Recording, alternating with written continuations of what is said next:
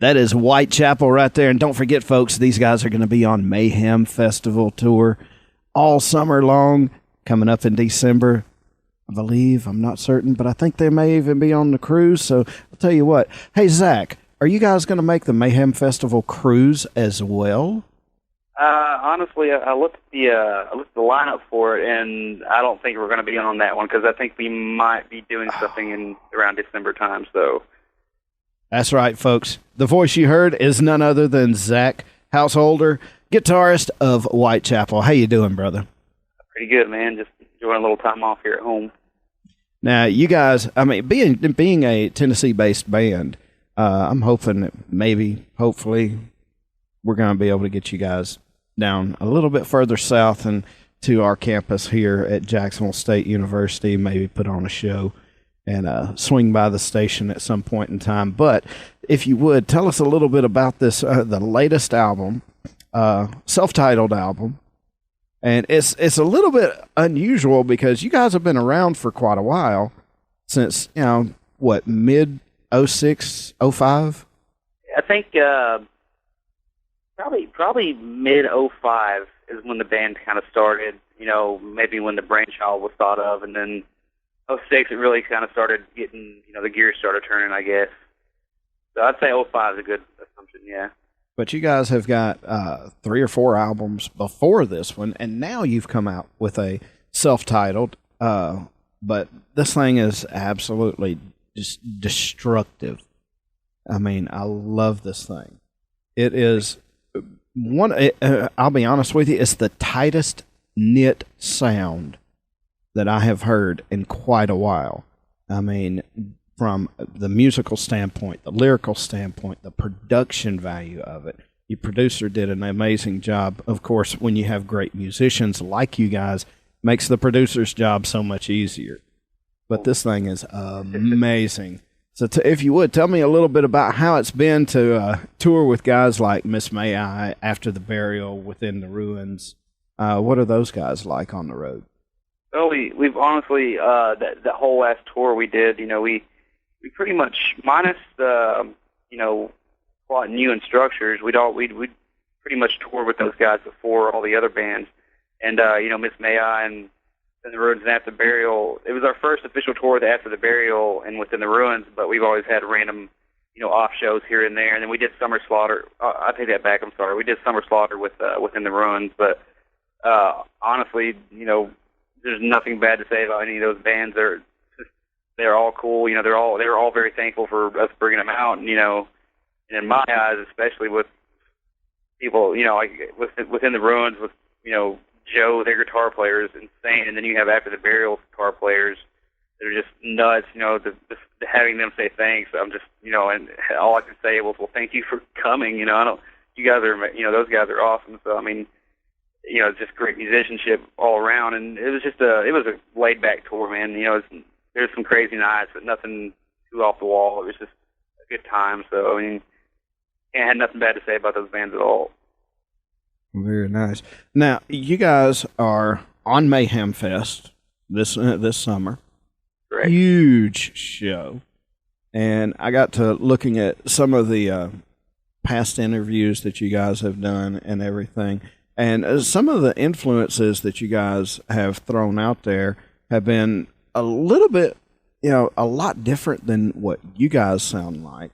And I think that's one thing that aids in your music and making you guys different is the fact that all of you guys, between yourself, Phil, Ben, Alex, Gabe, and Ben, all of you guys have just, you come from such different aspects. And it's just a blended amalgamation of awesomeness with all of you guys. Definitely have a lot of different tastes, for sure. Now, for as far as summer is taken care of with Mayhem Fest, you said y'all have got some plans in December.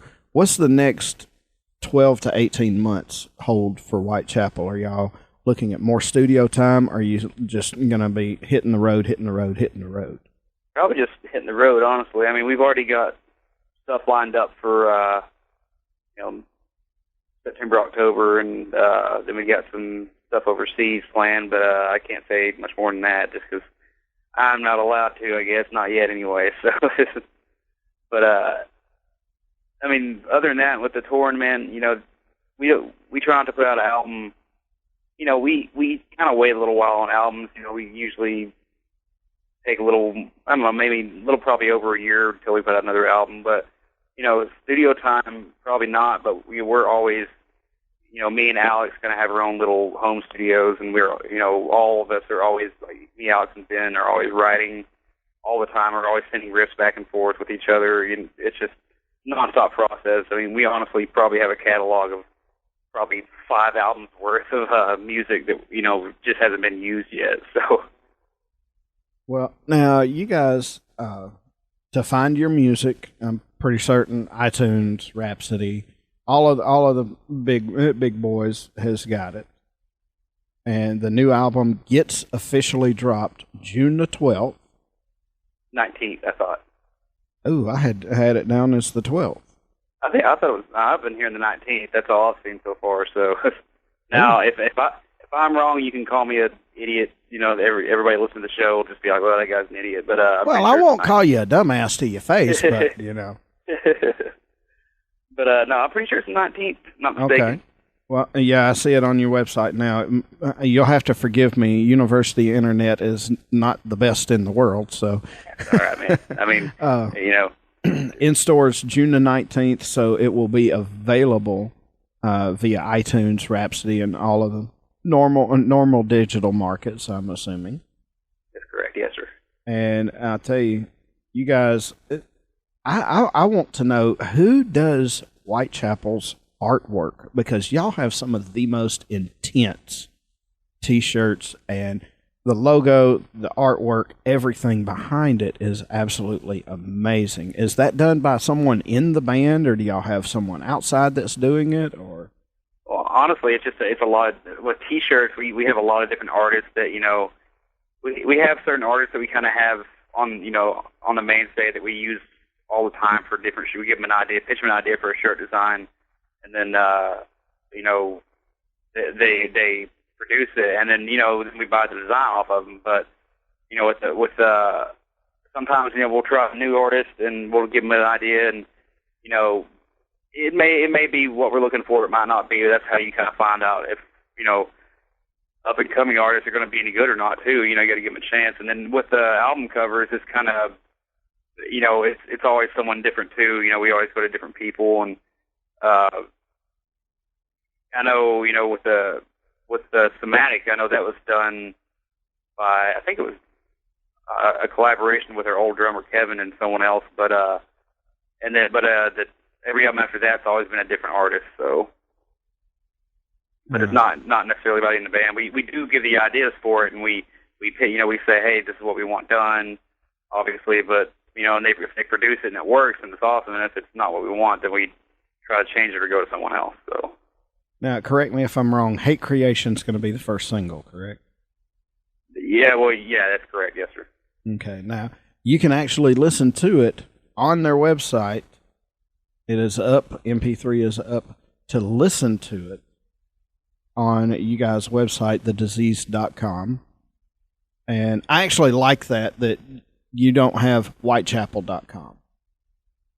Because it's disease.com. Yeah, it's just something different. And it stands out because everybody in every band out there, their website says, oh, it's the bandname.com. It's the bandname music.com. And you guys the bandmetal.com. Yeah. And you guys, it's just the diseased. And I'm like, that's intense because how many bands are willing to step out and do that? And you guys have, and you guys are just amazing. I've seen you live 3 times. Oh, wow. And all 3 times it's just been an intense show. The one thing that I think sets Whitechapel apart is the fact that you guys do run 3 guitarists. Oh, yeah. I mean, we've always done it, and I think it's just something we'll always do. So. And how do you think that aids in not only the songwriting, but having that third guitar in the music itself? I think especially live anyway is where it makes the most difference. It just makes the mix sound fuller and thicker, obviously, but you also it's looking at it. It's just it's an aesthetic thing too. Looking at 3 guitarists and a bass player and then the singer at the front of the stage. And then the drums behind. It's just that one extra person. It's